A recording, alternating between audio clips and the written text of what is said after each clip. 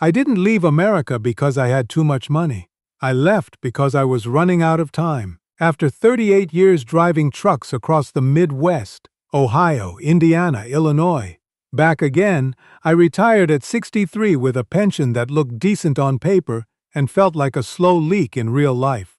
Social Security kicked in at 62, which I know some people say was too early, but I was tired, my knees were tired, my back was tired. Together the two checks came to about $1,900 a month.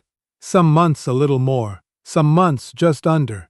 For the first year I stayed in Dayton, kept the apartment I'd had for 11 years. Figured I'd worked hard enough that retirement would feel like relief. It didn't. The rent went up $200 the second year, not because anything changed. Not because they painted the walls or fixed the elevator that had been broken since March. Just because the number on my lease flipped over and they could. Property taxes on the small house I'd been thinking about buying had climbed so high, the monthly payment would have eaten 60% of what I brought in. Groceries weren't groceries anymore, they were a negotiation. I'd stand in the cereal aisle doing the math in my head, deciding between the name brand and the store brand and sometimes putting both back. I wasn't in debt. I wasn't asking anyone for help. But I wasn't living. I was accounting. My daughter Bree called one Sunday and asked what I'd done that week. I thought about it for a moment. I said I'd watched some TV, gone to the pharmacy and fixed a leaky faucet. She got quiet the way she does when she's trying not to say something. Then she said, "That's not retirement, that's waiting." She was right. I started watching videos. Started down a rabbit hole of Americans who had picked up and moved somewhere they could actually breathe. Southeast Asia kept coming up. Thailand, Vietnam, the Philippines. I watched dozens of these videos. Some of them felt like advertisements. Beautiful beaches, perfect sunsets, guys half my age with local girlfriends talking about how cheap the beer was. That wasn't what I was looking for. What I was looking for was something more like the truth. Eventually I landed on videos from guys who were actually my age. Retired tradespeople, former teachers, former drivers, guys who weren't rich and weren't pretending to be. And one country kept coming up more than the others when they talked about feeling at home, the Philippines. English everywhere, warm people, warm weather, a cost of living where $1,900 a month wasn't survival, it was actually living. So at 63 years old, I did something I hadn't done since I was 22. I made a decision that scared me. I sold most of what I owned, let go of the apartment, packed 2 bags, and I got on a plane. That was almost 2 years ago. And I want to tell you something honest. Moving here changed my finances. But it changed other things too. Things I wasn't prepared for. Things nobody really walks you through until you're standing in the middle of them. So I want to talk about the 10 biggest adjustments I had to make. Not the travel brochure version, the real version. The one that actually helps you decide if this life is right for you. The first thing nobody tells you about is the noise. And I don't mean that as a complaint, I mean it as a genuine orientation. My first morning in the province, I woke up before 5 a.m. and thought something was wrong. There was this sound, somewhere between a foghorn and a broken alarm clock, coming from outside the window. Then another one answered it from down the road. Then a third from somewhere further off. Roosters, a whole network of them, calling back and forth across the neighborhood like they were passing a message. Back in Dayton, the mornings were car engines, and the occasional dog, and the garbage truck on Tuesdays. Here, it was something that felt ancient, like the town was waking up the same way it had been waking up for 100 years. I won't lie to you. The first week it drove me a little crazy. I'm a light sleeper to begin with, and my body was still on Ohio time, and 5 a.m. felt like the middle of the night. I bought earplugs. They didn't really work, but somewhere around week 3, something shifted. I stopped hearing it as an interruption and started hearing it as a signal. That's morning, that's here, that's a different life. Now I don't even notice it. Or maybe I notice it and it doesn't bother me. One of those. The point is that my nervous system adjusted in a way I didn't expect, and I think that's actually true of a lot of things here. You think you're going to push through it, and instead what happens is you soften. The country teaches you to soften. The second adjustment was the heat, and this one took longer than I expected. I grew up in Ohio. I know winter. I know what it means to scrape ice off your windshield at 6 in the morning while the wind cuts through whatever you're wearing like it has a personal problem with you. I was not afraid of warm weather. I thought heat would be a relief. What I didn't understand was the difference between warm and tropical. This is a different category of heat. Humid in a way that isn't just temperature, it's weight. The first week I was sweating through shirts by 9 in the morning. The second week I stopped fighting it and started wearing the lightweight stuff the locals wear. By the third week, I had completely rearranged my sense of what a normal day felt like. The advice I'd give anyone coming here: don't bring your American wardrobe. Bring 2 or 3 things and buy the rest when you arrive. The fabrics here are made for this climate. Your cotton t-shirts from Target are not. The third adjustment was power, specifically the brownouts. In Ohio, if the power went out, it was an emergency. You called the utility company. You got an estimated restoration time. You were probably annoyed for an hour and then it was back. Here, a brownout is just a thing that happens. The fan stops. The lights go off. The air conditioner, if you have one, goes silent. And the heat that the AC was holding back comes back in immediately, like it was waiting just outside the door. The first time it happened, I looked around waiting for someone to be upset. My neighbor Dealing was sitting on her porch. She just fanned herself with a piece of cardboard and kept talking to her granddaughter. No drama, no frustration, just adjustment. I sat outside too, and here's the strange thing. We ended up talking for almost an hour. She told me about her family, about the town, about which stalls at the market had the best fish on which days of the week. I learned more about where I was living in that one brownout than I had in the previous week of politely nodding at people. Get a rechargeable fan. Get a power bank. Get comfortable with the idea that some things are outside your control, and the most useful response is to look around and find what's actually available to you in the moment. The fourth adjustment was the pace of time itself. And this one went deepest. For 38 years I ran on a schedule. Dispatch called, you moved. Deliveries had windows. Being late wasn't an inconvenience. It was a problem with consequences. Time was money in the most literal sense I ever experienced, and even after I retired, that internal clock didn't just turn off. I still made appointments. I still expected things to start when they said they'd start. I still felt a flicker of something close to anxiety if I was sitting somewhere and nothing was happening. Here, time works differently. Not worse, differently. It took me a long time to understand that distinction. The first time the plumber said he'd come in the morning, I was ready. Shoes on. Phone charged in case I needed to translate.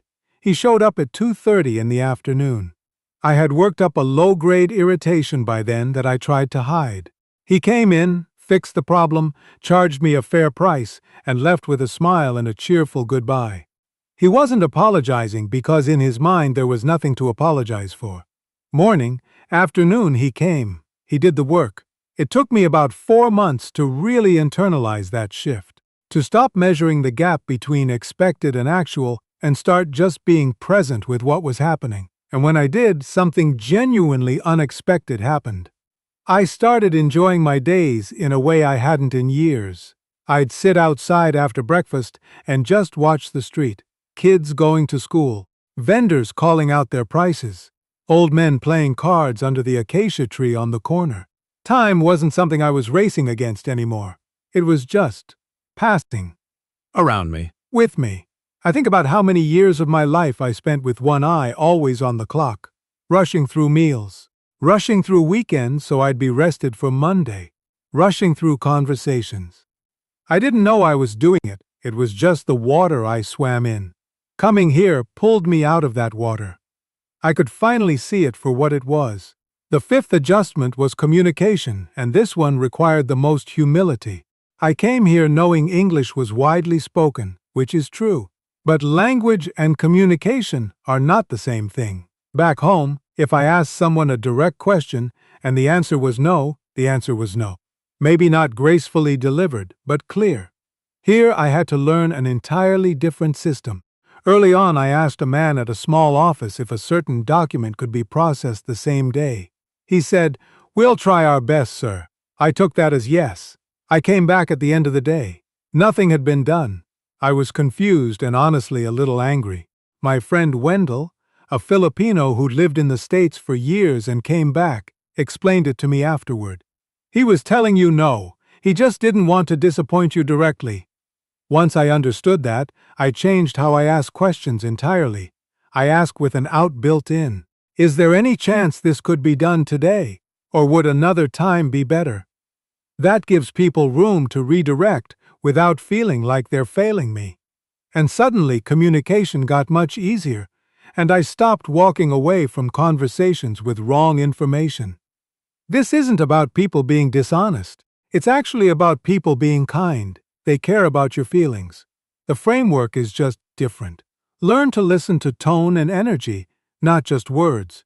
Watch what people do, not only what they say. And always be gentle. Respect travels further here than directness ever will. The sixth adjustment was about family, and this one surprised me more than any of the others. I got into a relationship with a woman named Celia about 6 months after I arrived. She's 57, works at a school not far from where I live, smart and patient and funnier than she lets on at first. I knew in a general way that Filipino culture was family-centered. What I didn't understand was what that actually means in practice. The first time I went to her family's house, I expected a casual meeting, a handshake, some polite conversation, maybe coffee. What I got was a full meal appearing from the kitchen within minutes of arriving. Her mother, her 2 sisters, her brother-in-law, her niece and nephew. 2 cousins I didn't catch the names of. All in the house, all wanting to talk to me, all feeding me. Questions about Ohio, about trucking, about whether I liked the food, about what my children's names were. I answered everything slightly overwhelmed but trying to keep up. What struck me afterward was how I felt driving home. I felt included. I felt like I had walked into a house and been received as a person who mattered. Not because I was impressive, but just because I was there and I was connected to someone they loved. Back in Dayton, I'll be honest with you. My life had gotten quiet in ways I hadn't fully admitted to myself. My son Tommy is in Seattle, does something in tech I don't fully understand. My daughter Bree is in Nashville with her husband and my 2 grandkids. We talk. We video call on holidays. I love them. But they have their lives and their schedules, and the geography is what it is. I had spent the last few years of my working life and the first year of my retirement increasingly alone in a way that I told myself was fine. It wasn't fine. I just didn't have anything to compare it to. Here, homes are alive. That sounds like a cliché, but I mean it in the most literal sense. There is movement and noise and food and conversation and people dropping by unannounced and nobody thinking that's strange. At first, it was overwhelming for someone who'd been living quietly for years. Now it feels like oxygen. The advice I'd give: don't come in with American assumptions about privacy and independence as default goods. Family involvement here isn't intrusion. It's the architecture of how life actually works. Lean into it. It will give you things you didn't know you were missing. The 7th adjustment was the systems. Government offices, paperwork, bureaucratic processes. In the States, I expected efficiency and usually got it, more or less. Digital cues, online portals, automated confirmations. Here, things move differently. My first time at an immigration office, I took a number, found a chair, and waited. And waited. The room was full of people in various stages of the same process, all of them moving at a pace that seemed unrelated to any urgency I could identify. Papers in stacks, fans turning, someone at the desk carefully writing something by hand. I had a low-grade panic the first hour. All that American productivity training, don't waste time, be efficient, systems should work, was screaming at me. But then something interesting happened. The man next to me started talking. He was from Cebu originally, now living in the province, filing something related to property. We ended up talking for almost an hour. He told me about the best place to get fresh mangoes near where I was living. He told me about a mechanic who was honest and didn't overcharge foreigners. He told me 3 things that turned out to be genuinely useful in my first weeks here, things I would never have found on my own. That waiting room gave me that. The inefficiency, as I had labeled it, turned out to be time, just organized differently than I expected. Build in extra time for everything. Don't schedule 2 things in the same afternoon if one of them involves paperwork, and bring something to do. But don't be surprised if you end up not needing it, because you're in conversation with someone more interesting than anything on your phone. The 8th adjustment was financial, and this is the one I think people most need to hear clearly. The first month here felt like a miracle. I'm going to be direct with you because I think a lot of videos about overseas retirement aren't direct enough. And the lack of directness is what gets people in trouble. My rent is 12,000 pesos a month. That's a little over $200. 3 bedrooms, a small yard, a covered carport. In Dayton, I was paying $1,100 for a 2-bedroom apartment with carpet I didn't pick and a parking lot that flooded every spring. I eat well here. I eat out when I want to. I've had meals at proper sit-down restaurants, not fast food, actual food with fresh fish and vegetables, for less than $3. Utilities run me maybe $40 a month, including the occasional AC use. I send a modest amount to help Celia's mother with something every couple of months because I want to, not because I'm required to. My total monthly expenses sit comfortably under $1,000, which means I'm doing something I haven't done in 15 years, saving money every month. But here's the part I want to be honest about, because this is where some guys come over here and get themselves into a mess. Affordable is not the same as careless. My visa requires renewal fees. My annual health checkup costs money. Flights home to see Tommy and Bree and my grandkids, that's a real budget line. And the relationship piece. I know guys who came here and within a year were quietly supporting an entire extended family because they didn't know how to set limits, or because they were so happy to feel needed that they kept saying yes until they were broke. That's a real pattern. I've watched it happen. My advice: keep your emergency fund. Keep it somewhere you can't casually spend it. Budget like you're in America. Spend like you're in the Philippines. The currency exchange makes everything feel small here. Don't let that feeling make you reckless.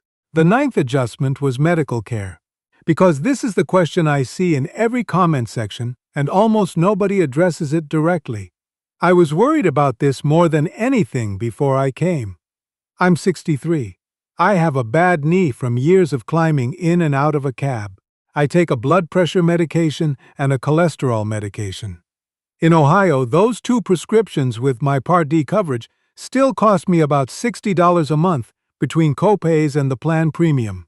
Here I get both of them at a pharmacy near the market for about $12 total. Same drugs, same dosages. For general care, I found a clinic with an English-speaking doctor who sees me for a consultation for around 500 pesos, roughly $9.